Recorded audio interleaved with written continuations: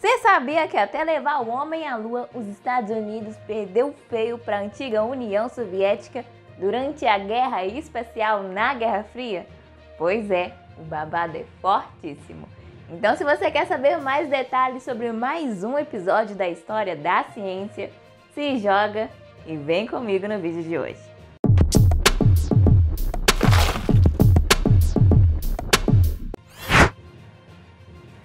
Oi pessoas lindas e maravilhosas, meu nome é Flávia Santos e no vídeo de hoje nós vamos continuar conhecendo mais detalhes sobre a história da chegada do homem à Lua. Então, se você ficou curioso para saber o desfecho dessa história, senta aí e vem comigo. Como vimos na primeira parte desse episódio sobre a corrida espacial, os Estados Unidos estavam sempre um passo atrás dos soviéticos. Toda vez que os americanos pensavam em enviar um foguete ou um satélite para o espaço, os soviéticos conseguiam fazer esse feito antes deles. E aí, será que o jogo virou? É exatamente isso que nós vamos saber agora. E lembrando que eu fiz um vídeo onde eu te conto toda a primeira parte da história da corrida espacial. Se você quer assistir, é só clicar nesse link aqui no card.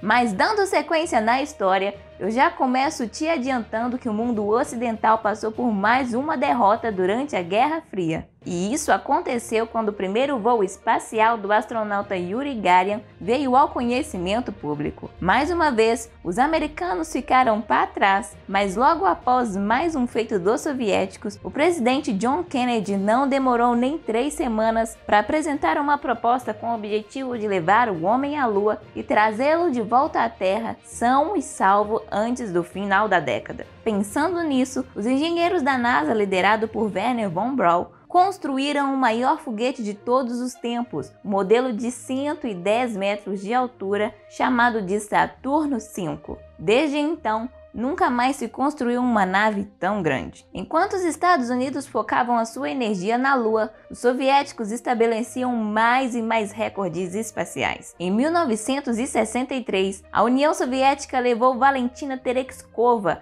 a primeira mulher astronauta, ao espaço. Em 1965, Alexei Leonov realizou o primeiro passeio espacial, passando 12 minutos no espaço. Já em 1967, os Estados Unidos finalmente estavam prontos para realizar um voo de teste tripulado. Entretanto, antes do lançamento, os 3 astronautas morreram vítimas de um incêndio a bordo. No ano seguinte, em abril de 1968, foi realizado o teste de lançamento da nave Apollo 6, sem tripulantes. E mais uma vez surgiram sérios problemas técnicos. Nessa altura do campeonato, estavam apenas um ano e meio para o final da década de 60, como proposto pelo presidente John Kennedy. Por isso, o maior montante de dinheiro foi canalizado para o programa espacial. Até esse momento da história, as coisas não estavam muito boas para os americanos. Isso porque uma série de problemas técnicos atrasou a chegada do homem à Lua e aparentemente os russos não encontravam tanta dificuldade assim. Mas verdade seja dita, as missões não eram transmitidas ao vivo e a imprensa só podia publicar as missões bem-sucedidas.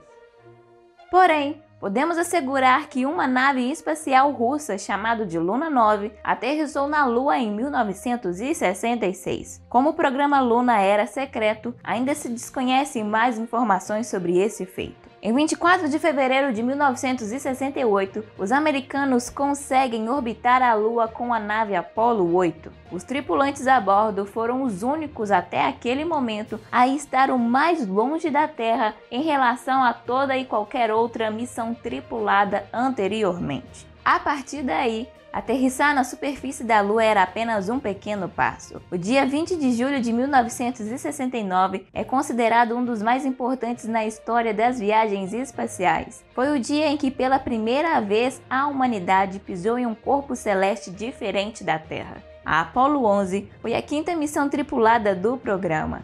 A nave foi lançada no espaço através da plataforma 39A no Centro Espacial Kennedy, na Flórida. Durante o lançamento da nave, realizado através do foguete Saturn V, haviam 3 tripulantes: Edwin Aldrin, Neil Armstrong e Michael Collins. Ao chegar no espaço, a Apollo 11 deu uma volta e meia ao redor da órbita da Terra. Em seguida, a injeção translunar foi realizada, levando 3 dias até a nave alcançar a órbita da Lua. 6 horas após pousarem na superfície lunar, os astronautas abriram a escotilha do módulo e então Armstrong, seguindo de Aldrin, pisaram na Lua. Nas palavras de Armstrong, a chegada à Lua foi um pequeno passo para o homem, mas um grande passo para a humanidade. Ele ainda ficou responsável por trazer registros fotográficos da superfície, enquanto Aldrin pôde estudar o movimento sob baixa gravidade, realizando saltos. O passo seguinte foi instalar instrumentos científicos e outros objetos, como por exemplo a bandeira americana. Eles também recolheram amostras do solo lunar, efetuaram medições e tiveram uma conversa através do rádio com o presidente Nixon. Após todos esses trabalhos, os astronautas entraram novamente no módulo lunar e voltaram para a Terra. Depois disso, tudo ocorreu bem com o programa, e os americanos venceram os soviéticos na maior batalha da Guerra Fria. Pouco tempo depois, mais uma nave, a Apollo 18, foi levada ao espaço, mas o seu objetivo não era aterrissar na Lua.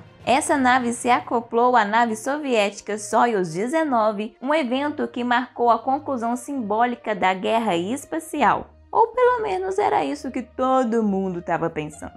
Depois de ter encerrado o programa lunar, a NASA e o governo que financiou a agência só tinham olhos para as histórias de sucesso que poderiam gerar boas notícias na imprensa.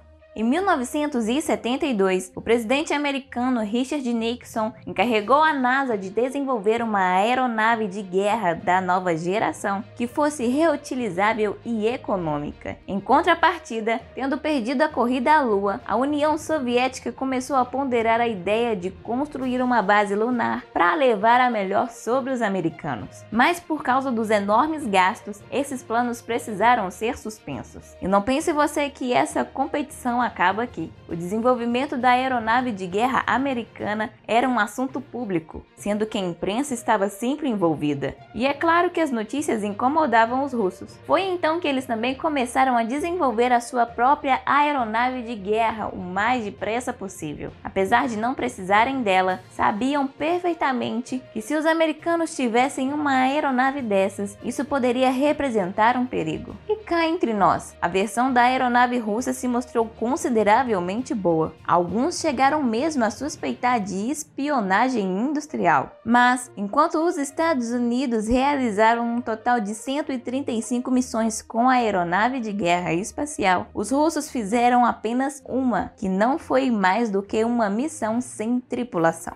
Com o passar do tempo, o desgaste e a falta de verba dos soviéticos, a corrida espacial na Guerra Fria parecia estar chegando ao fim. Mas na verdade ela só estava se intensificando. Até o início da década de 1980, tanto os Estados Unidos como a União Soviética tinham acumulado um grande número de armas nucleares, tanto para sua própria defesa, como para destruição total um do outro. Ambas as potências estavam conscientes da doutrina de destruição mútua garantida. Se uma das partes iniciasse um ataque contra a outra, teríamos um grande confronto, uma vez que um contra-ataque seria iniciado imediatamente. Em 1983, o presidente Ronald Reagan dos Estados Unidos anunciou a Iniciativa Estratégica de Defesa, também conhecida como Plano de Guerra das Estrelas. Nesse discurso, ele rotulou a União Soviética de Império do Mal, cujos mísseis nucleares seriam destruídos a partir do espaço. Com tanta pressão e investimento em armamento bélico, o plano da guerra nas estrelas resultou em grandes investimentos financeiros de ambas as partes. Esses desenvolvimentos militares forçados influenciaram na aceleração da desintegração da União Soviética, que já ia em direção ao colapso financeiro. Com o passar do tempo, o desgaste e a falta de verba levou em 1991 o fim da União Soviética, o que colocou o fim na Guerra Fria. Que loucura, né? A União Soviética deu um verdadeiro banho nos Estados Unidos durante a Guerra Espacial, mas acabou perdendo no quesito de levar o homem à Lua.